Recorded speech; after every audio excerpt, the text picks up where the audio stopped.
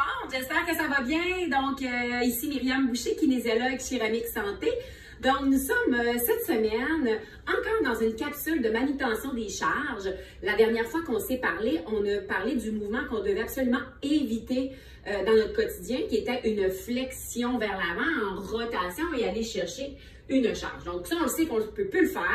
On doit se déplacer pour aller chercher la charge. Donc, aujourd'hui, on va aborder vraiment le sujet de comment on doit aller chercher une charge à partir du sol en minimisant vraiment le risque de blessure le plus possible.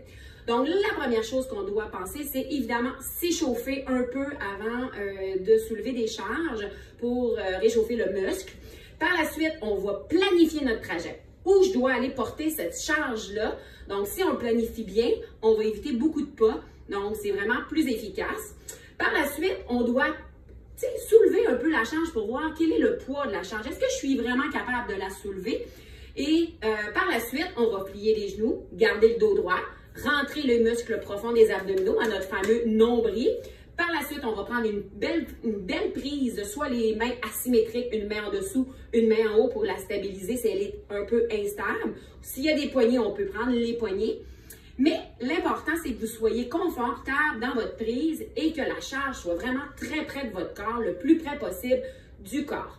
On ne donne jamais de coups lorsqu'on soulève une charge. Donc, on utilise vraiment les muscles de nos jambes pour vraiment aller la chercher. Donc, je vais vous montrer le mouvement qu'on doit absolument éviter en prévention des blessures du dos. Donc, peu importe la blessure, on n'en veut pas. Donc, il faut absolument éviter ce mouvement-là que je vais vous faire à l'instant. Donc, si je le fais de côté, donc on ne veut pas avoir de dos rond. Donc, si je me penche et que je garde mon dos rond et que je lève ma charge, imaginez le stress mécanique sur vos vertèbres. Donc, on ne veut pas cette position-là. Non, non, non, non, non, non, non, non. Donc, qu'est-ce qu'on doit faire? Voilà, je vais vous donner 3 façons de soulever une charge finalement.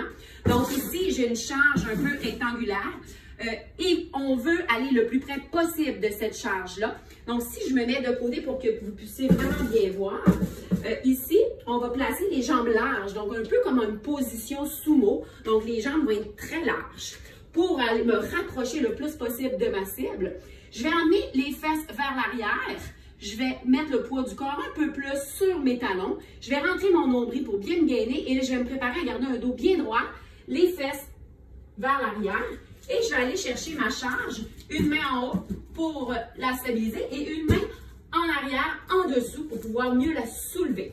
Et je ne donnerai pas de coups. Je sais que ma charge elle est légère, ça va bien. Je ne donnerai pas de coups. Je vais la soulever le plus près possible de ma charge et pouvoir aller me déplacer par la suite pour aller la redéposer de la même façon en gardant le dos droit.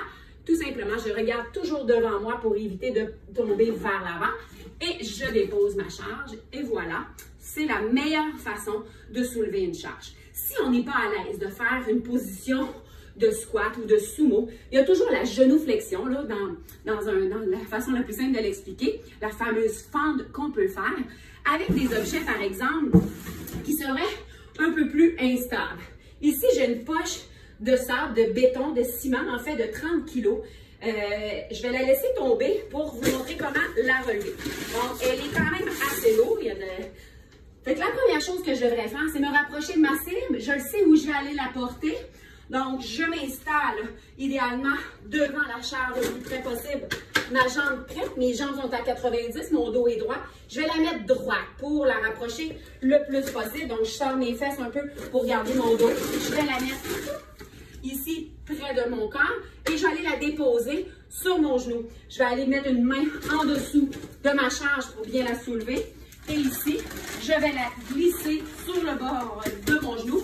Et là, je suis prête à me soulever en expirant. Donc, je me prépare, je la garde près de mon corps et à l'expire, je reviens avec ma charge près du corps. Pour aller la reposer, qu'est-ce que je vais faire? Même chose.